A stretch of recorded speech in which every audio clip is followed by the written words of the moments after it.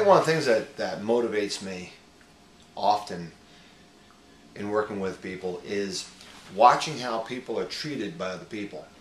It's quite common that when dealing with people who are excessively obese or overweight, to hear their stories and to hear how they've been mistreated, which has led to their obesity, or how they're mistreated as a result of their obesity.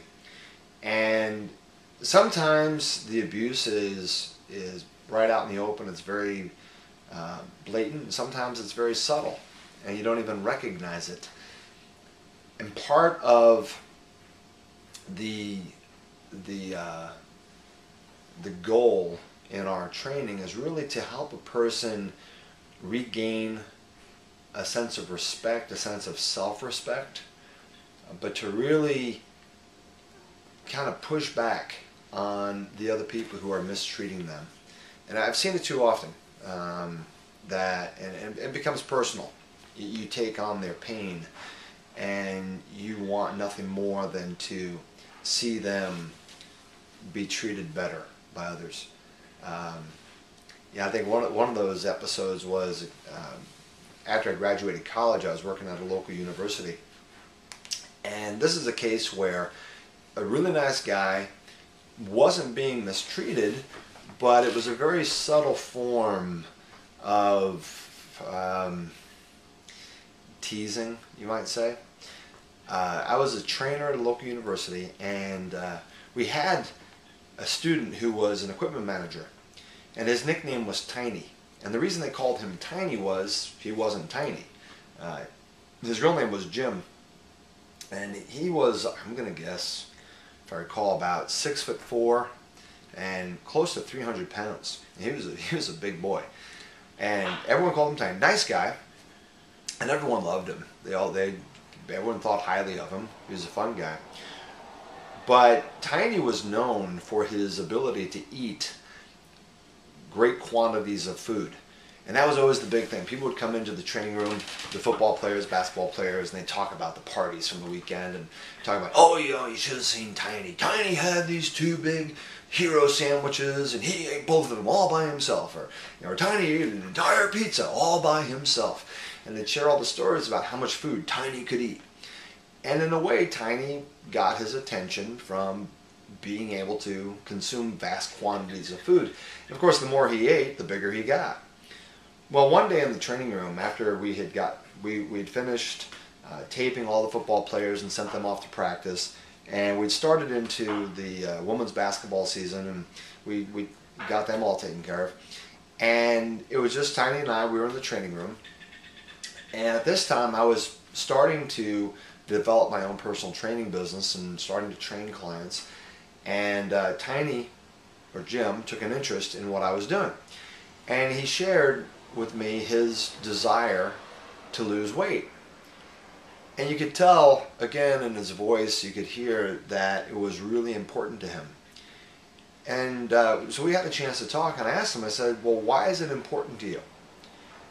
And he got kind of quiet, and he says, I'm having a hard time meeting women.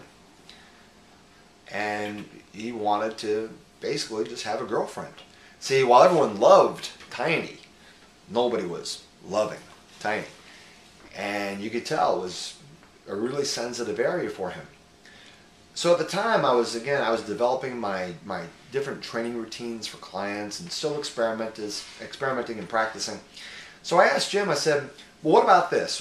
We had some downtime during the practice sessions. I said, what if you and I were to start training, and perhaps maybe I could experiment and try out some of my different training routines with you, and you could, this would be an opportunity for you to work out. And Tiny got excited. He was like, well, yeah, he says, that'd be great. Sure, he'd love it. And says, all right. I said, we made a plan that we were going to train twice a week during the women's basketball practice. And I told him that he'd have to start eating properly. He's going to have to stop eating these big, heroes and sandwiches and these entire pizzas by himself.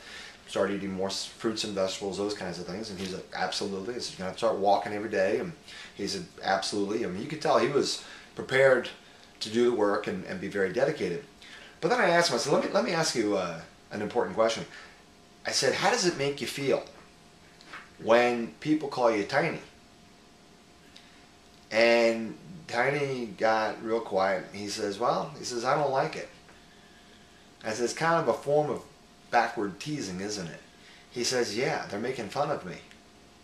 I said, all right. I said, how about this? I said, what if I could get everyone to stop calling you Tiny? Would that be okay? He's like, sure. And I knew exactly who to talk to. I went to the captains of the football team, and I told them exactly what we were planning to do. I said, okay, we're gonna help Jim lose weight. I said, but everyone's got to stop calling him Tiny. They got to start calling him Jim. I need your help. And the captains agreed. They said, absolutely. They were on board. I mean, they really appreciated and they respected Jim. And so they actually made it a penalty that if anyone got caught calling him Tiny, that they would have to, I can't remember, it was like run laps or do push-ups, something like that. I went to the captains of the women's basketball team and I said the same thing, and they were on board too. And they said, absolutely, we'll start calling him Jim. No one's going to call him Tiny anymore. And so we got to work. We started working out twice a week. I'll never forget the first workout. Jim came in, we hit it hard. I think within 20 minutes he was in the bathroom hugging the toilet and throwing up. He started eating really well and started walking every day. As a matter of fact, he would walk during the women's basketball practice. He'd just walk laps around the basketball court. And it was great because during practice, the gals would be practicing and Jim would be walking laps. And if he ever stopped, they would lean on him and say, come on, you can keep going, Jim, keep going. And everyone cheered him on. And he became very steady. He started eating very well. Well, I believe, if I recall correctly, I believe that he lost about 90 pounds in the course of 6 months. And he just did a great job. And it was a combination of eating right, exercising regularly, but I think more importantly, it was the community, it was his support circle getting behind him and encouraging him and recognizing what they were doing and the way that they were treating him, and they started treating him better. And that's such an important part of the overall success of an individual. And again, I think that's the overall part of the reward as a trainer, is helping people get to a place in their life where they earn a higher level of respect, a higher level of self-respect, and they start getting treated better.